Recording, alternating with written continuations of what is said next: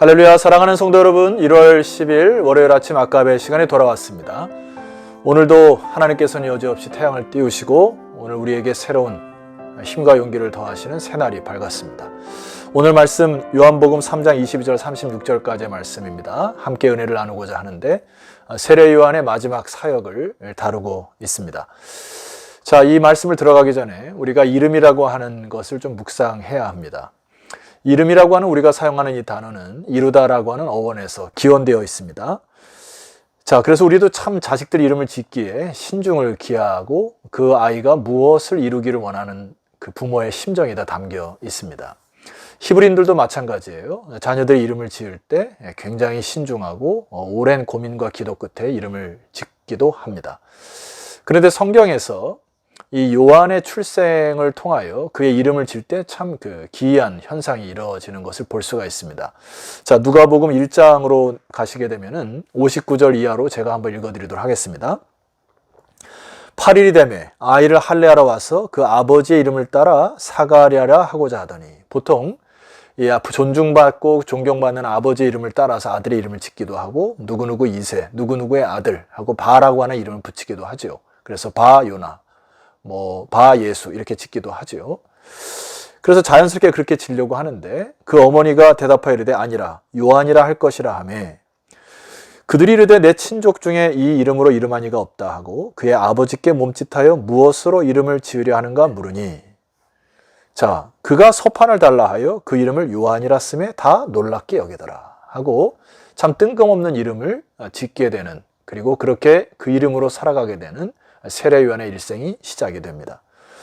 여러분 아시다시피 요한이라는 이름은 하나님은 자비로우시다, 하나님은 은혜로우시다라고 하는 굉장히 좋은 이름이죠. 그래서 미국권에서는 존이라고 이 얘기를 쓰기도 하고, 그 다음에 이 스페인 계통에서는 후안이라는 단어를 쓰기도 하고요. 그 다음에 러시아 계통에서는 에반 이렇게 사용하기도 합니다. 이것이 다 요한이라는 뜻의 이름을 갖고 있습니다.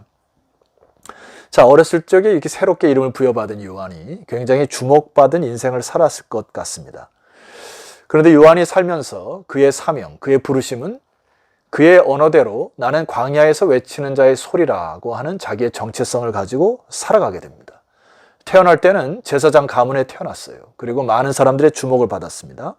그런데 이 요한은 자기의 사명을 따라 그 모든 삶을 뒤로하고 광야에 가서 외치는 자의 소리로 살기 시작했습니다. 아시다시피 광야에서 메뚜기와 석청을 먹고 살았다 했죠.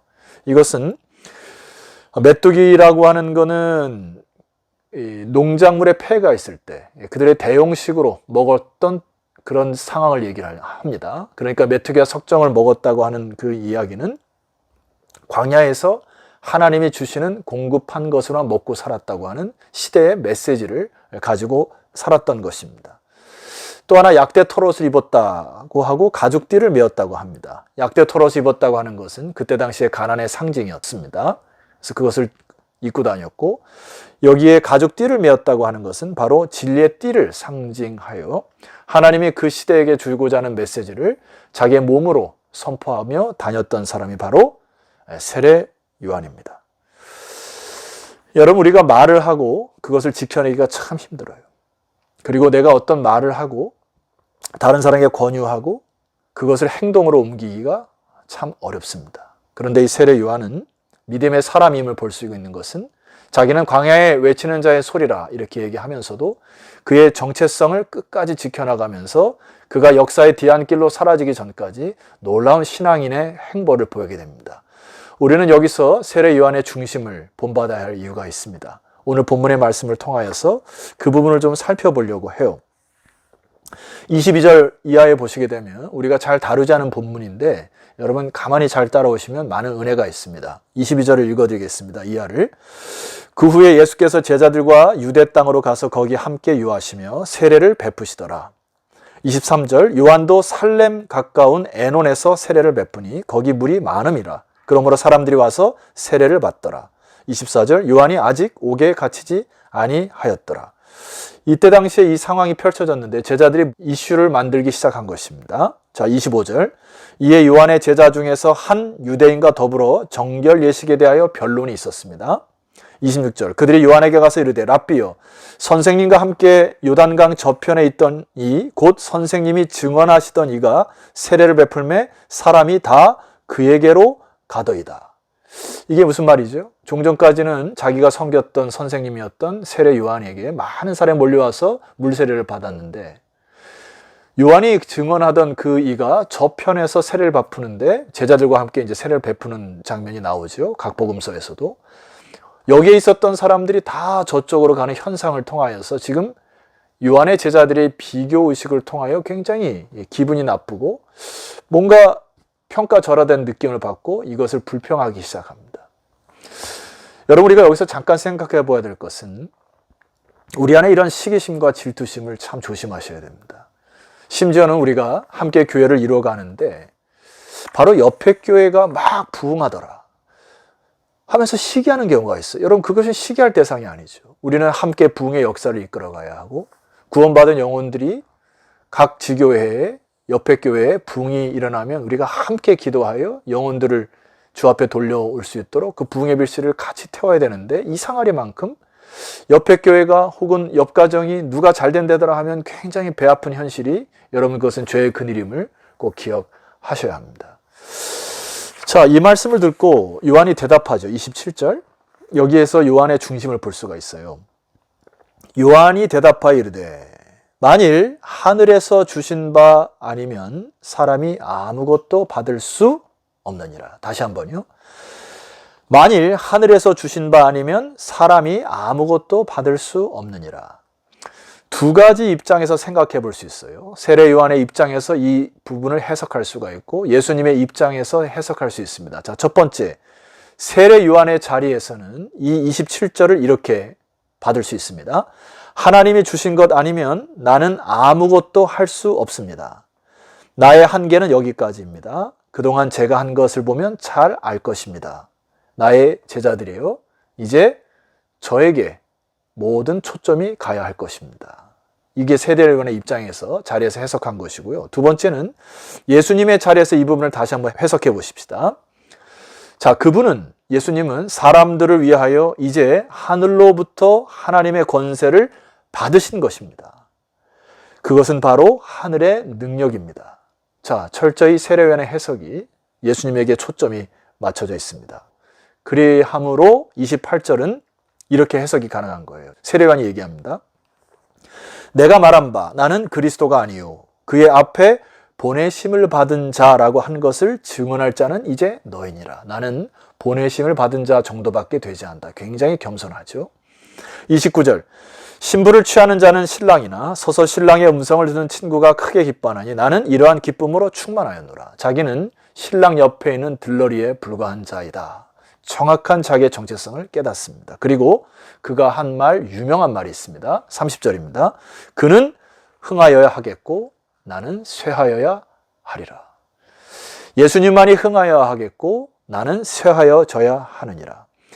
헬라어 어원을 보게 되면 여기에 그 day라고 하는 단어가 쓰여 있습니다. 여러분 day라는 단어 기억하시죠? 영어로 하면 must, ought to, have to. 반드시 그렇게 되어야 한다. 이것을 어원적인 헬라 어원적인 것으로 분석해 보면 이렇게 분석이 가능합니다. 커져야만 하는 것은 그분이시고 작아져야만 하는 것은 바로 나이니라. 요한의 말에 의하면 둘 다 커져서도 안 되고 둘 다 쇠하여져서는 안 되고 반드시 커져야 할 분은 주님이시고 흥하여야 할 분은 주님이시고 나는 반드시 쇠하여져야만 한다.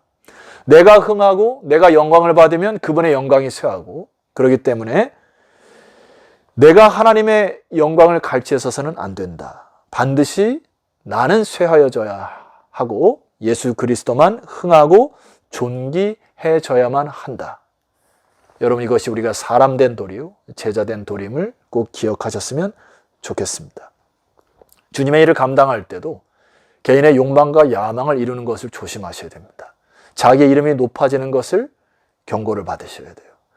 교회는 주님의 이름만 드높여 주셔야 됩니다. 여러분의 리더십은 섬김의 리더십으로 나가셔야 돼요. 주님만 흥하셔야 합니다. 예수 그리스도 이름만 높아지셔야 돼요. 사람의 영광을 가로채거나 사람의 이름이 자꾸 높아지게 되면 하나님의 영광이 거할 자리가 없습니다. 오늘 세례요한의 중심을 여러분 꼭 기억하시고 여러분 입에서 대내십시오. 주님만이 흥하여야 하고 나는 쇠하여져야 합니다. 자, 결론적으로 세례 요한은 이제 예수 그리스도의 주되심을 이렇게 이야기를 하고 역사의 뒤안길로 사라집니다. 31절 말씀 보세요. 위로부터 오시는 이는 만물 위에 계시고 땅에서 난 이는 땅에 속하여 땅에 속한 것을 말하느니라. 하늘로부터 오시는 이는 만물 위에 계시나니 32절 그가 친히 보고 들은 것을 증언하되 그의 증언을 받는 자가 없도다. 위로부터 오시는 이는 만물 위에 계신 그 하나님 예수 그리스도가 증언할 때 그의 증언을 받아야 한다는 것입니다. 33절 그의 증언을 받는 자는 하나님이 참되시다는 것을 인쳤느니라. 여기 인쳤다라고 하는 단어는 스프라기조라고 하는 헬라어 단어로서 밀봉하여 인을 꽉 박는 것을 의미합니다. 그러니까 하나님의 도장이 찍힌다는 거예요. 위로부터 오시는 만물에 계시는 그분의 말씀을 듣고 아멘으로 반응하는 자는 하나님이 도장을 꽉 찍어서 이는 내 사랑하는 자연이라 라고 하는 그 인을 치겠다는 이야기신데, 그렇지 않은 분들에게는, 증언을 거부하는 자들에게는 하나님의 자녀가 되는 권세를 주지 않는다는 이야기입니다. 자, 우리가 왜 하나님의 말씀과 예수 그리스도의 이 증언을 마음속 깊은 곳으로 받아야 됩니까? 34절에 보니까 가르라고 하는 헬라어 단어가 생략되어 있어요. 왜냐하면, 설명합니다. 34절. 왜냐하면 하나님이 보내신 이는 하나님의 말씀을 하나니 이는 하나님이 성령을 한량없이 주심이니라. 성령을 한량없이 주신다는 것은 관계적인 개념이에요. 끊임없이 지속적으로 성령의 역사가 예수 그리스도에게 있으므로 그분이 말씀하시는 것은 참된 것이다. 우리는 그것을 아멘으로 받아야 한다. 35절. 아버지께서 이들을 사랑하사 만물을 다 그의 손에 주셨으니 36절. 아들을 믿는 자에게는 영생이 있고 아들에게 순종하지 아니하는 자는 영생을 보지 못하고 도리어 하나님의 진노가 그 위에 머물러 있느니라. 아들을 믿는 자에게는 영생이 있고 아들에게 순종하지 아니하는 자는 영생을 보지 못한다. 여러분, 믿음과 순종을 동격으로 사용하고 있습니다. 믿는다는 것은 반드시 순종으로 이어진다는 이야기예요. 순종의 모습을 보이는 것이 바로 믿는 자라고 하는 이름을 얻는다는 이야기입니다. 우리는 예수 그리스도의 증언에 하나님의 말씀에 반응하는 삶으로 살아가시기를 주의 이름으로 축원합니다. 그것이 그리스도인 여러분의 이름이에요. 하나님의 자녀, 하나님의 백성, 그 사람들은 예수 그리스도의 증언과 말씀에 반드시 순종하는 자들로 인생을 살아가는 자들입니다. 여러분, 하나님을 여러분이 쇠할 때 반드시 나중에 영광스러운 주님의 자리에 앉히실 것입니다. 그리스도의 흥하심이 여러분의 삶 가운데, 진리가 흥함이 여러분의 삶 가운데 넘쳐나기를 주의 이름으로 축원합니다. 기도드리십시다. 하나님 아버지, 감사합니다. 우리에게 말씀하시니 감사합니다.